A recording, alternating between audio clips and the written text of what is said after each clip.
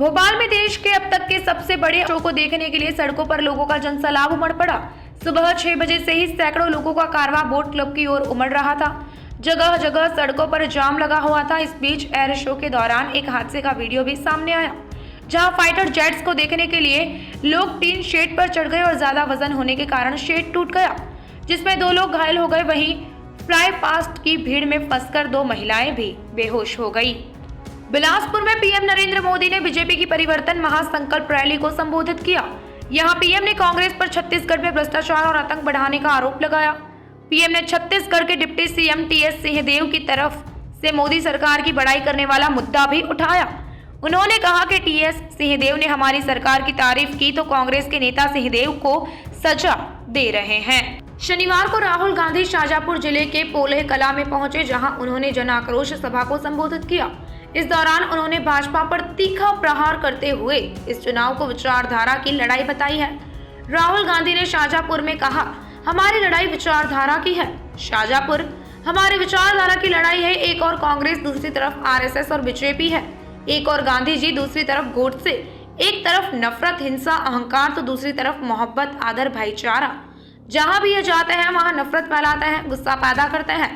ये बात आज अपने भाषण में राहुल गांधी ने शाजापुर जिले में पोलय कला में जन आक्रोश सभा को संबोधित करते हुए कही। राज्यसभा में महिला आरक्षण विधेयक पर चर्चा के दौरान राजद सांसद मनोज झा ने ठाकुरों का जिक्र किया था। इसके बाद बिहार में राजनीतिक बवाल मच गया। इसमें साफ तौर पर कहा गया कि ठाकुरों को टारगेट करना ठीक नहीं है। राजद के ही विधायक चेतन आनंद ने मनोज झा पर सवाल उठा दिए थे। हालांकि पार्टी लगातार मनोज झा के समर्थन में खड़ी रही। सबसे पहले पार्टी प्रमुख लालू यादव ने उनका समर्थन किया था, तो अब तेजस्वी यादव ने भी मनोज झा का समर्थन किया है। उन्होंने साफ तौर पर कहा है कि मनोज झा का मकसद किसी की भावनाओं को ठेस पहुंचाना नहीं, बल्कि सबको बराबरी का मौका मिले, यह सुनिश्चित करना था। केंद्रीय गृह मंत्री अमित शाह और मुख्यमंत्री भूपेंद्र पटेल ने अहमदाबाद महानगर पालिका और अहमदाबाद शहरी सत्ता मंडल के कुल 1651 करोड़ की लागत से 39 विकास कार्यों का शनिवार को लोकार्पण और भूमि पूजन किया। इस अवसर पर गांधीनगर के त्रागढ़ में आयोजित सभा में शाह ने कहा कि मुख्यमंत्री भूपेंद्र पटेल के नेतृत्व में राज्य सरकार और अहमदाबाद महानगर पालिका की समग्र टीम नागरिकों के मांगने से पहले ही सुविधाएं दे रही है। गांधीनगर लोकसभा क्षेत्र पिछले 52 महीने में 17,544 करोड़ रुपए के खर्च से 11,000 विकास कामों का लोकार्पण और भूमि पूजन हुआ है। इसके बदले गांधीनगर के सांसद के रूप में उन्होंने राज्य सरकार और स्थानीय लोगों को बधाई दी। दिल्ली के मुख्यमंत्री अरविंद केजरीवाल ने शहर में कचरा निपटान के लंबे समय से चले आ रहे मुद्दे के समाधान के लिए अपनी प्रतिबद्धता दोहराई है। उन्होंने शनिवार को पुलसवा लैंडफिल साइट से कचरा हटाने की प्रगति पर अपडेट देते हुए सोशल मीडिया प्लेटफॉर्म एक्स पर बताया कि काम तेजी से आगे बढ़ रहा है और निर्धारित लक्ष्य से पहले पूरा हो जाएगा।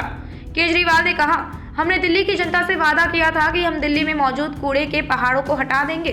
हम दिन रात इस काम में लगे हुए हैं। उन्होंने आगे कहा कि भलसवा लैंडफिल साइट की उनकी यात्रा से सफाई प्रयासों में महत्वपूर्ण प्रगति का पता चला।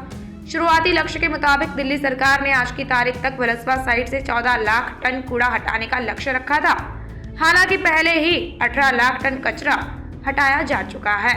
मध्य प्रदेश में केंद्रीय मंत्री ज्योतिरादित्य सिंधिया ने कहा, सियासत में कभी कोई पीछे नहीं जाता। सियासत में सदैव कहा जाता है कि फ्रंट फुट पर ही बैटिंग होनी चाहिए। आज हमारे यहाँ एक सड़क का लोकार्पण और एक का भूमि पूजन हुआ है। ग्वालियर के लिए करीब 80 करोड़ की सौगात दी जा रही है।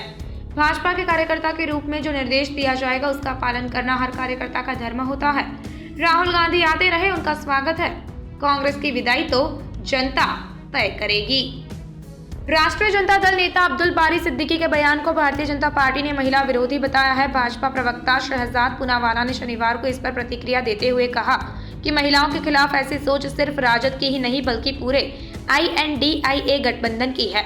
प्रधानमंत्री मोदी ने देश की आधी आबादी को संसद में 33% का आरक्षण देकर उन्हें उनका हक दिया है। नारी शक्ति वंदन अधिनियम को लेकर अब INDIA गठबंधन महिलाओं को अपमानित करने में लगी है। उन्होंने कहा कि राजद नेता के शर्मनाक बयान पर INDIA गठबंधन या कांग्रेस पार्टी के किसी भी नेता ने इस बयान की निंदा नहीं की। इसका मतलब है कि वे इससे सहमत हैं। संसद में हमने पहले सपा और राजद को महिला आरक्षण बिल की प्रतिक्रिया फाड़ते देखा।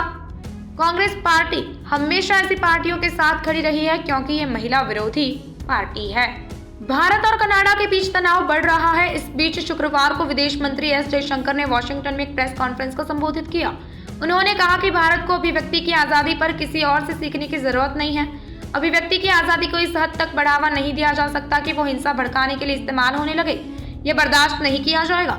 जयशंकर ने कहा, हमारे मिशंस पर स्मोक बॉम्ब फेंके जाते हैं, डिप्लोमेट्स को धमकाया जाता है और उनके खिलाफ जगह जगह पोस्टर लगाए जाते हैं।